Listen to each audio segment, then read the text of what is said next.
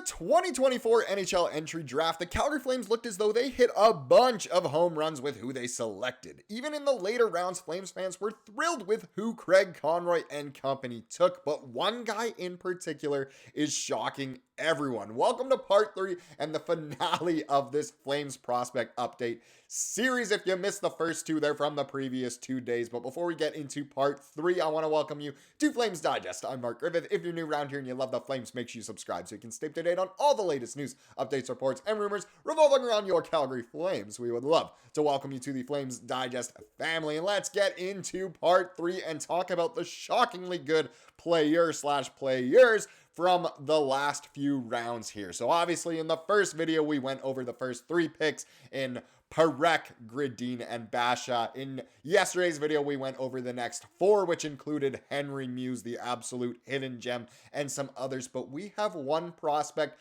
who is shocking everyone this year. Everyone knows about his brother. Not many people know about him as much, but Flames fans are keeping a very close eye on this first one. But in case you missed it, let's just do the quick overview once again. So after dealing away veterans throughout the 2023-24 season, the Flames had 10 picks in the late June NHL draft and stocked their prospect cabinet with players who will hopefully form the foundation of contending teams well into the 36 months later. How are they doing? Here is the Calgary Herald's rundown. It comes from Daniel Austin. All credit due to him for the summary of all these guys. So here's Calgary Herald's rundown of the 10 players the Flames took in the draft and how they've started their respective seasons. Like I said, we did the first 7. Let's get into number 8.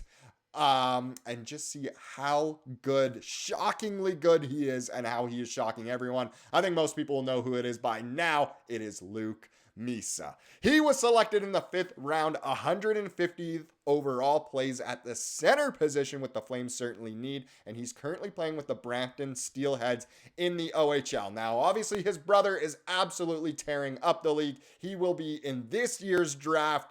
Who knows? Maybe the Flames will get him. It's looking very unlikely, but either way, we couldn't be more happy to have Luke Misa in the pipeline, especially at that center position. No, he isn't the biggest overall, but still, it's great to have him around. But how is he doing? This pick is beginning to look like a steal, and that's not just because he plays for the Steelheads, but that's just because it is looking like an absolute steal, just like the Henry Muse draft pick as well. There's still obviously a lot of work for Misa to do before he's an NHL player, but with 21 goals and 28 assists in 33 games for the Brampton Steelheads, he's currently 7th in OHL scoring. And again, you're probably getting tired of me saying this, but these videos are recorded a week and a half in advance as I am on vacation right now. But at the time of recording, 7th in the OHL in scoring. Who knows? Maybe he's gone even higher up, but great stats overall. I mean, 21 goals, 28 assists in 33 games it's ludicrous pretty much.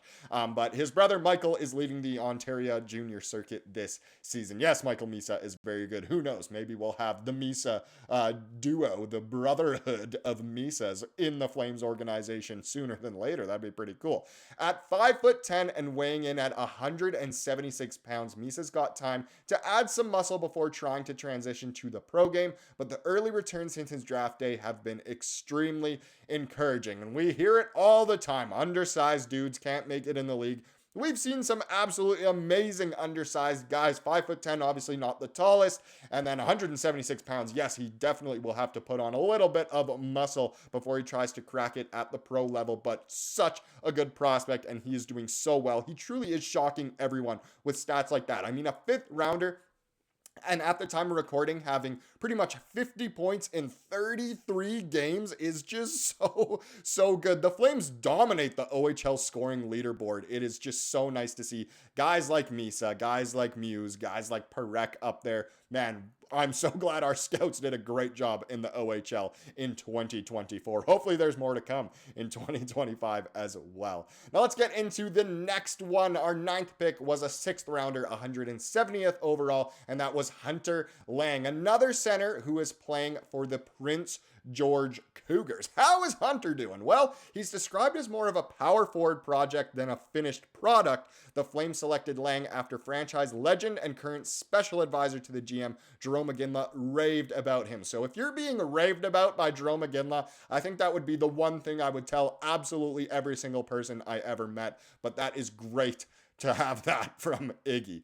In his second full-time season with the Cougars, the 6'6", 205-pound center is already close to equaling his numbers from last year too. He's managed 10 goals and 11 assists through 32 games, putting him just 4 back of the 25 points he recorded in 66 games in 2023-24. His size alone makes him intriguing, but the year-to-year improvements are great to see. Now again, he's not this guy who's going to produce a million points, as we clearly see here. It seems as though Iggy spoke highly of him, and the Flames said, let's do it. I remember when we drafted him, I was thinking, why the heck are we drafting this guy? I mean, a sixth rounder who is only putting up 25 points in 66 games. This year, he has made leaps and bounds and looks so much better. Again, is he ever going to play in the NHL? You would hope so, but it is definitely going to be a longer, windier road for Lang. But it's great to know that he is developing just the way you want someone to. And he's also huge, which in some ways can give you a free ticket to the pros. Am I talking about the NHL? No, but who knows? He could be a Wrangler sooner than later. Let's get into the final one of this series. Number 10 is Eric Jamieson, another defenseman. So he was selected as well in the 6th round, 177th overall, and he's currently playing with the Everett Silvertips in the WHL. We do love a prospect from the Silvertips. Everett has seemed to be a very good team over the years. So how is Jamieson doing? Well, Jamieson's got a reputation for being a big physical shutdown D-man, but it's worth noting that he's also managed 7 goals and 16 assists in 34 games with the Silvertips this season. Again, at the time of recording, hopefully it's more by now. So it's not like he doesn't bring anything to the table offensively. The Silvertips are currently the top team in the WHL and have allowed the fewest goals of any team on the circuit. Jamieson's a big part of that, and only 5 players in the WHL have a better plus minus than the plus 27 he's posted this season. All of them, in case you're wondering, are Silvertips teammates. So they are, again, just a powerhouse once again, just like they were when they had Dustin Wolf, of course. But Eric Jamieson is a big part of that. He is pretty much their biggest shutdown D-man. And hey, if that can translate to the pro level, why not have another one? We could almost have 3 D pairings just chock full of guys taken from the 2024 draft. I know it'd be a very offensive one, but I mean, you throw in guys we acquired in 2024 as well, a guy like Kevin Ball, well then bang, there you go. We have pretty much 3 D pairings all set up together there. I just absolutely love it. What a draft it was again. So nice to know that essentially all of these guys are doing good this year. Pretty much better than last year. The only guy really whose numbers are down is Zane Parekh, but his numbers are still fantastic. So the Flames are in very good hands here. I think a lot of these guys are shocking everyone. I know the main man in this video was Luke Misa to fulfill the title, but still, a lot of hidden gems, a lot of people shocking a lot of guys, and just an insane prospect update overall from all 10 of the guys taken in last year's draft. You'll love to see it. The future is bright. Now let's get into tonight's game. Now, like I've said 4 million times recently, I'm pre-recording these, so I don't know what the lineups are going to look like. I don't know who's starting in net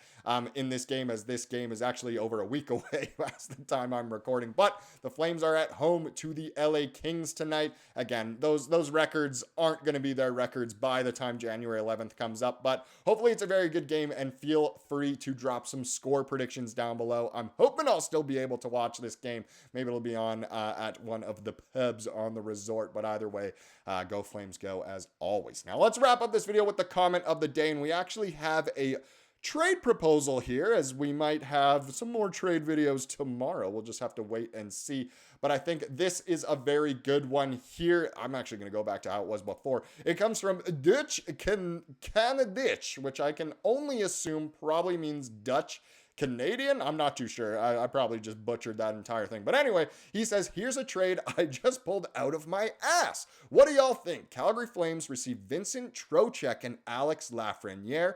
New York Rangers receive Rasmus Andersson and Blake Coleman. Now, at first glance, I think this trade definitely favors the Rangers. I think they get the better end of it.